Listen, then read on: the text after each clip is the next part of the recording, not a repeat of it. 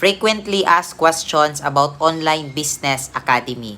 By the way guys, my name is Josh and isa ako sa mga admin and head coach ng Online Business Academy kung saan sinasagot natin yung mga pinaka basic and usual na tinatanong sa atin as an Online Business Academy onliner for almost 2 years na. So ang tanong is, kailangan nga ba ng maraming followers para makapag-start at kumita dito sa OBA? So, sasagutin ko to guys based on my personal experience. Kasi nung nag-start ako dito, hindi po ako content creator, hindi po ako vlogger, at hindi po ako nagpo-post ng kahit ano sa Facebook and sa TikTok ko. So, ibig sabihin, wala po akong ganong karaming followers. In fact, ginagamit ko yung Facebook and TikTok ko para lang manood ng kung ano-anong video or kung ano-ano dito sa social media. So ngayon guys, nag-start ako dito na wala pang 100 followers. So ibig sabihin, kaya mo rin to simulan kahit na konti lang yung followers mo. Hindi po required guys na monetize yung account mo sa Facebook and TikTok para kumita ko. Hindi rin kailangan na umabot ng 1,000 or even 600 followers. Kasi kahit bago pa yung Facebook and TikTok account mo, pwede ka mag-earn. Basta gagamitin mo lang yung effective online system